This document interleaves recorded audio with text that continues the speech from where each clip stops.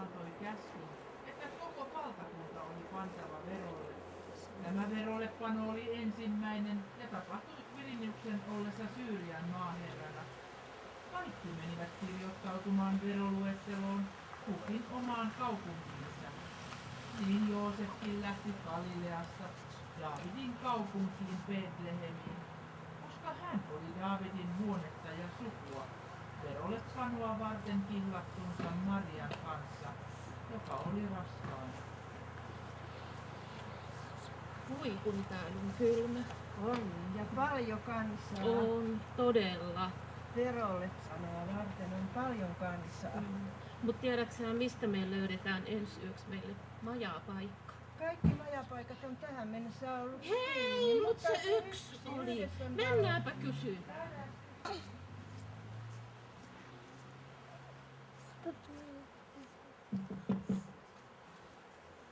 Iltaa. Iltaa. Me tarvittais majapaikka yöksi. Mutta kun meillä ei ole tilaa. Ei oo tilaa. Ei ole. No. Kyllä tänne kaksi varmaan Me sopii. pieniä ihmisiä mahutaan. Ei ole tilaa. Keisari on antanut käskyjä kaikki vaan se on liikkeellä, mutta ei ole rakentanut taloa. Voi harmi. Meillä tarvii olla yössä. Ulkona siinä. No kiitos.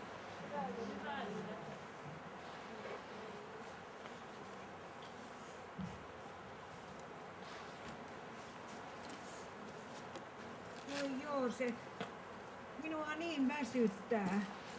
Me ollaan niin monessa majatalossa tänään käyty ja mistään ei olla saatu yösijaa. Ja minusta tuntuu, että tämä lapsi syntyy kohta. Mutta miten meille käy, jos emme löydetä yösijaa? Mitä me tehdään? Maria, minä uskon, että Jumala pitää meistä huolta tässäkin tilanteessa. Pitihän silloinkin, kun sinä yllättäen aloit odottaa itsestään vauvaa. Ja minä en uskaltanut ottaa sinua vaimokseni, mutta enkeli ilmoitti minulle, että vauva, joka on sinun vatsassasi, on Jumalan pyhästä hengestä. Ja hänen nimekseen tulee Jeesus, ja hän on pelastava kansansa heidän kaikista synneistään. Niin, minä muistinkin, että profeetta oli aikanaan sanonut ja ilmoittanut, että neitsyt tulee raskaaksi ja synnyttää poikalapsen ja sille annetaan nimi Immanuel, joka tarkoittaa Jumala meidän kanssamme. Mutta kyllä minä silti hämmästyin suuresti, kun enkeli ilmestyi minulle ja että se olinkin minä se, joka synnytti. Niin, ajattele, Jumala on valittanut poikansa äidiksi. Kyllä näissä asioissa on niin paljon ihmettelemistä. Mutta voi hyvänen aika. Nyt on kyllä kerta kaikkiaan löydyttävä se majapaikka. Oi oi. Maria, katso, tuolla on majatalo. Mennään, jotta pääsisimme sinne.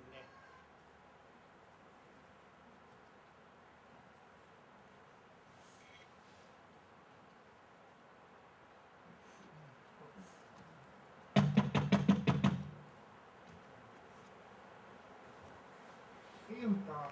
Me etsimme majapaikkaa. Vaimoni syntys on alkamassa. Ja hän tarvitsee lepoa. Meillä ei ole tilaa. Kaikki paikat on täynnä.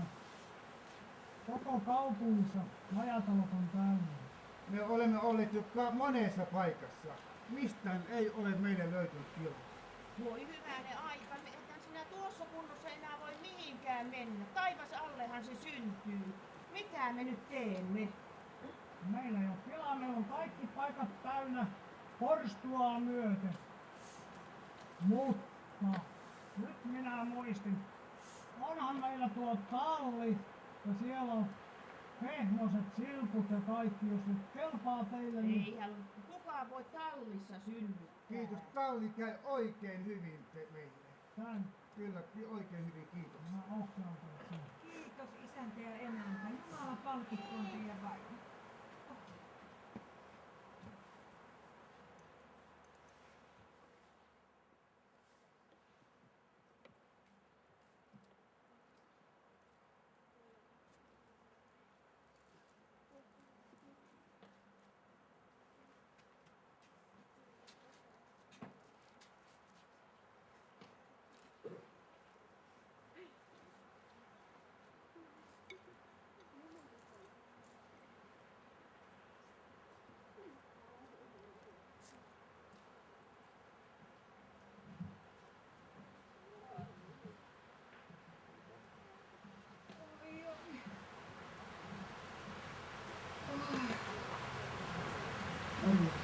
kuinka voit ottaa sitten.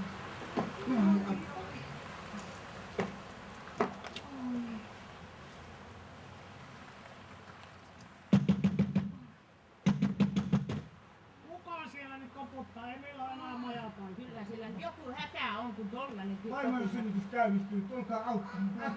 No minä otan tosta, minä tulen auttamaan. Laittakaa te vettä, että saadaan lämmintä vettä. Minä menen tän kapalokan kanssa. Ota sinä lämminteestä, minä otan sen huomioon.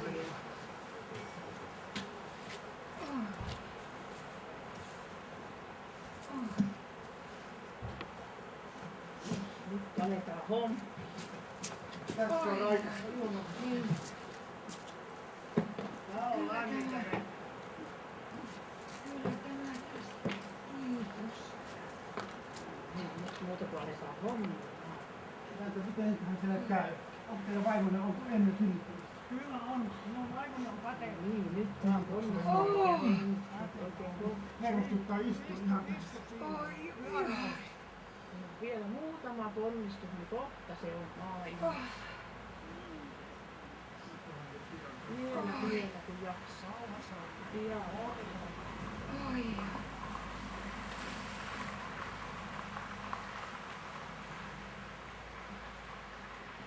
Se kestää ja kestää.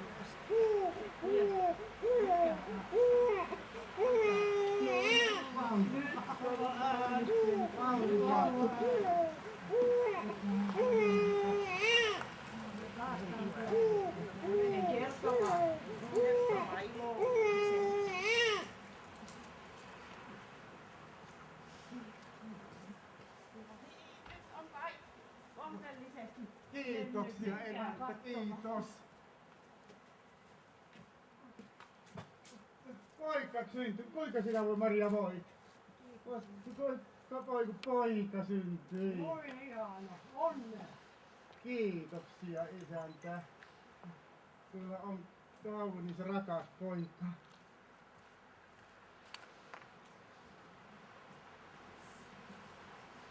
Sillä seudulla oli paimenia kedolla vartioimassa yöllä laumaansa.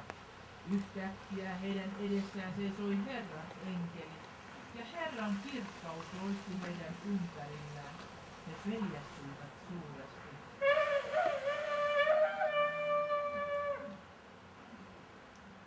Älkää pelätkö, sillä minä ilmoitan teille suuren ilon, joka on tuleva kaikille.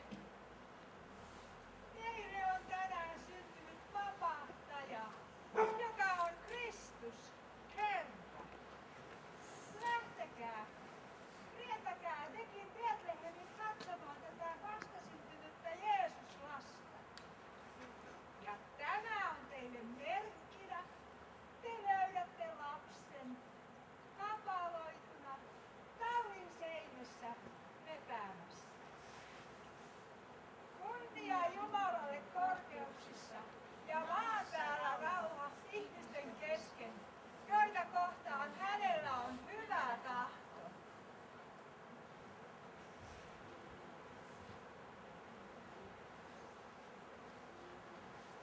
He menivät kiireesti ja löysivät Marian, Joosefin ja lapsen, joka makasi seinässä. Tämän nähtyään he ilmoittivat sen sanan, joka oli heille tästä lapsesta puhuttu. Kaikki, jotka sen kuulivat, ihmettelivät, mitä paimenet heille puhuivat. Mutta Maria kätki nämä sanat Kiitoksia. mielensä ja Poika mietti lapsi. niitä sydämessään.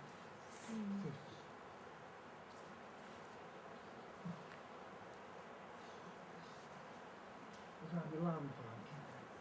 Kiitoksia paljon. Hyvä.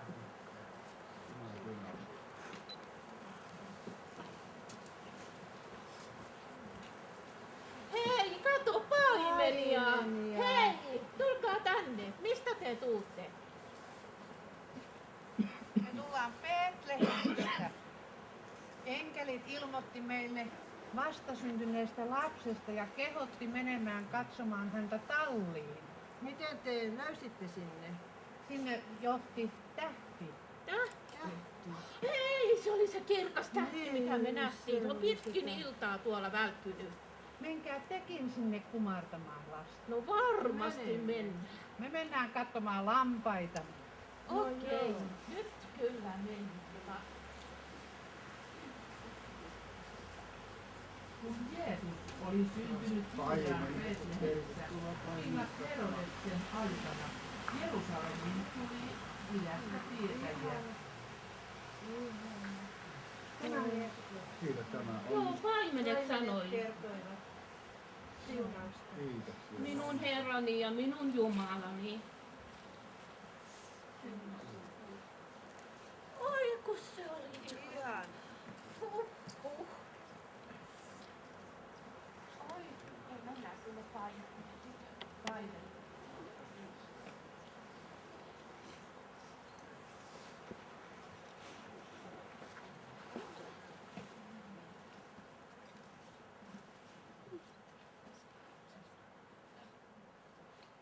On se vain tämä aavikolla käveleminen raskasta.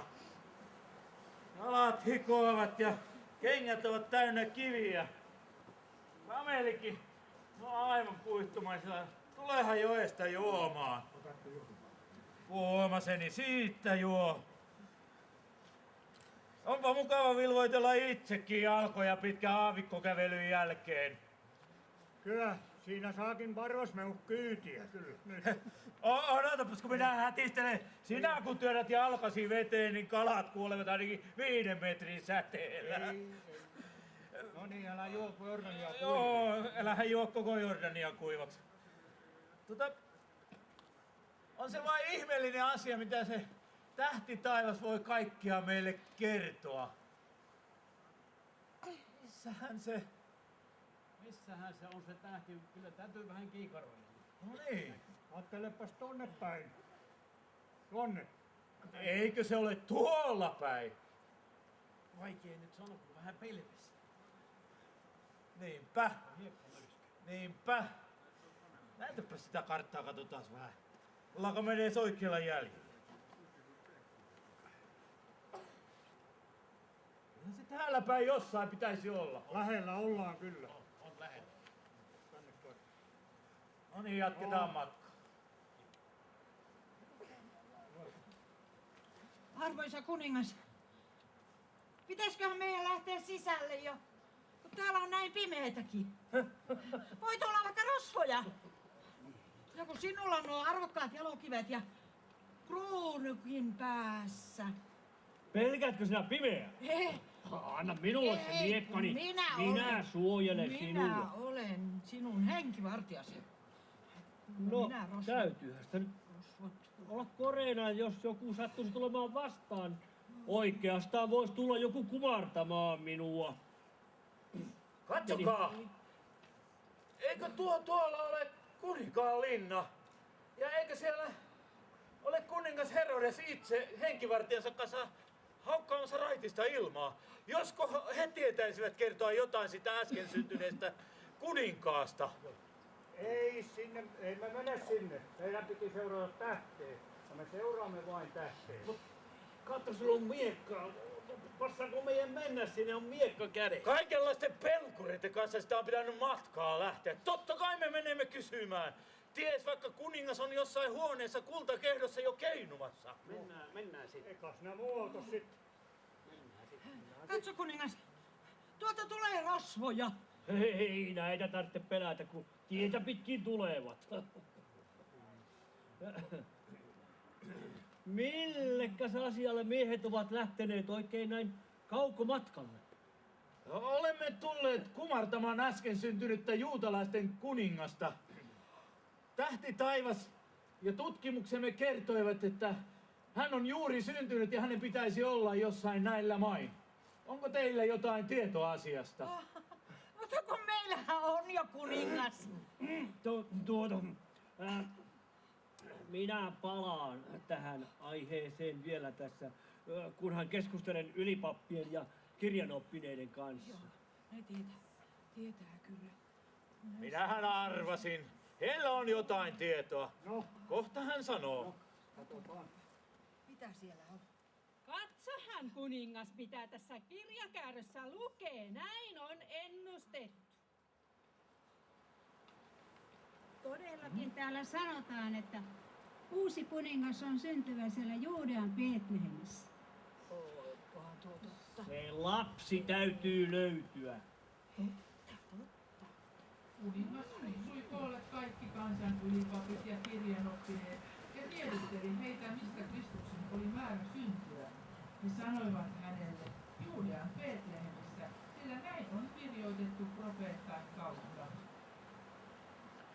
Ennen kuin jatkatte etsintää, niin ilmoittakaa minullekin, että milloin tämä tähti on ilmestynyt. Meillä on siitä täällä tieto. Katsokaapa. Tässä on meidän tähtikarttamme ja kaikki tutkimuksemme tulokset. Tästä voi nähdä, että me olemme aivan liepeillä.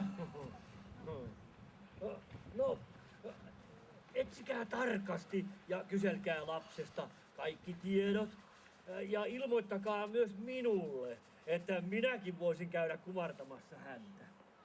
Näin teemme. Kiitoksia.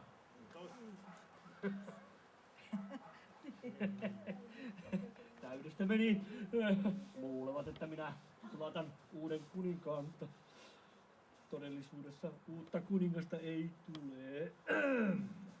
Sinä oot kuningas. Sanat he lähtivät matkaan.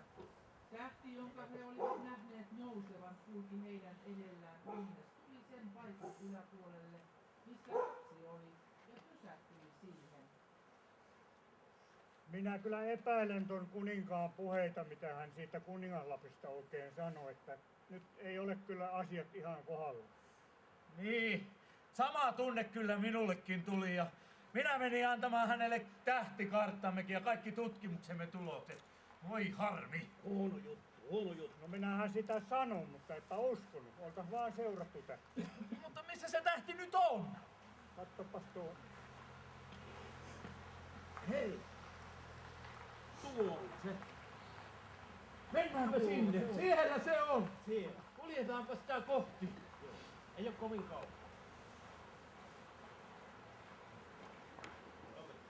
Katsokaa, veljet! Tähti on pysähtynyt. Olemme tulleet vihdoinkin perille. Mennään katsomaan.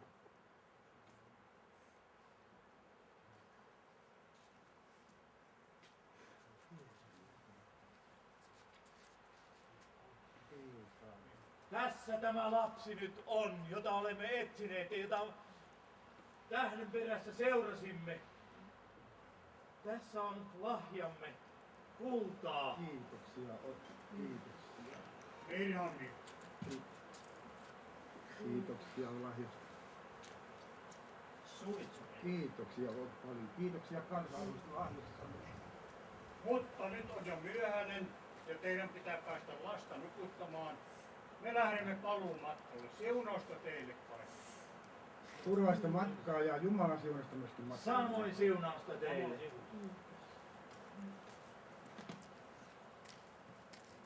Nyt me olemme omin silmin nähneet sen, mistä luimme ja mitä tutkimme. Ei tarvitse kaukoputkea enää. Ei tarvita.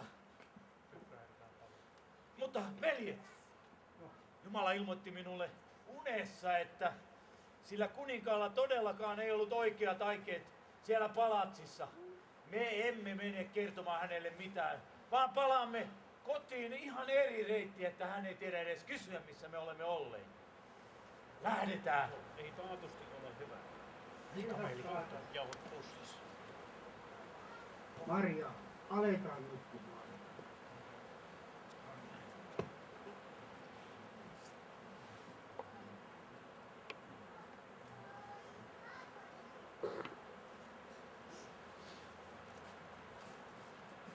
Joosef, nouse. Ota lapsi ja äiti. Paettaa Egyptiin. Ja palattaa sieltä sitten vasta, kun minä teille ilmoitan. Herodes etsii lasta. Lasta pahoin aikein.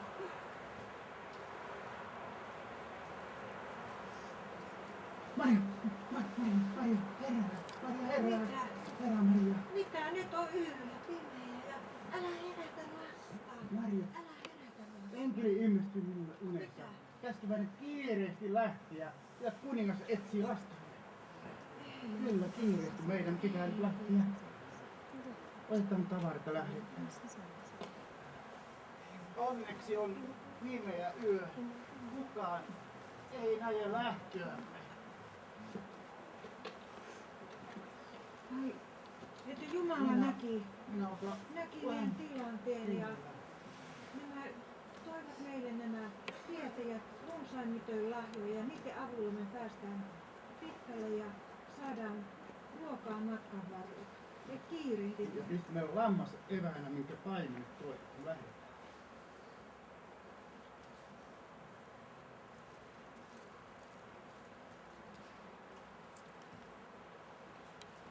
Joosef meni perheineen Egyptiin ja viipyi siellä kuningas Herodeksen elinajan. Näin toteutui se, minkä Herra oli puhunut profeetan kautta, joka sanoo, Egyptistä minä kutsuin poikani. Enkeli ilmestyi Joosefille jälleen ja käski palata Israelin maahan. Koska Herodeksen jälkeen hallitsijaksi nousi hänen poikansa Arkelaos, Joosef pelkäsi mennä Juudeaan. Jumala ohjeisti häntä unessa muuttamaan Nasaret-nimiseen kaupunkiin, jotta toteutuisi profeettojen kautta kutsuttu sana, häntä kutsutaan nasarettilaiseksi. Jeesus lapsi kasvoi aikuiseksi, hän kulki kaikkialla Galileassa ja suuret kansanjoukot seurasivat häntä. Hän paransi kaikki sairaat ja opetti Jumalan sanaa ihmisille. Kaikki eivät ottaneet Jeesusta vastaan, vaikka hän sovitti syntimme ristin puulla.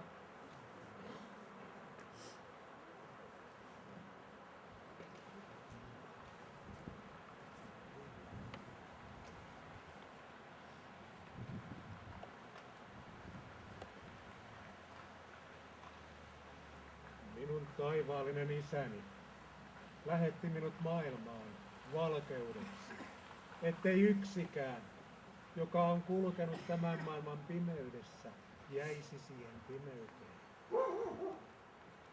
Minä kärsin jokaisen ihmisen syntien tähden. Vain sitä varten, että jokaisella olisi mahdollisuus saada syntinsä anteeksi ja uusi iankaikkinen elämä minun yhteydessäni. Kaikille, jotka ottivat minut vastaan, minä annoin voiman tulla Jumalan lapsiksi niille, jotka uskovat minun nimeeni. Teinillä härkien kaukalon nukkuu lapsi viaton. Enkel varmen tie kohtaluksen vie, rakkautta suurinta katsomaan. Helmassa äitinsä armahan nukkuu poika Jumalan. Enkel parven tie kohtaluksen vie, rakkautta suurinta katsomaan. Keskellä liljain ja ruusujen nukkuu Herra ihmisten. Enkel parven tie kohtaluksen vie, rakkautta suurinta katsomaan. Ristillä rinnalla ryövärin nukkuu uhri puhtahin. Enkel parven tie kohtaluksen vie, rakkautta suurinta katsomaan.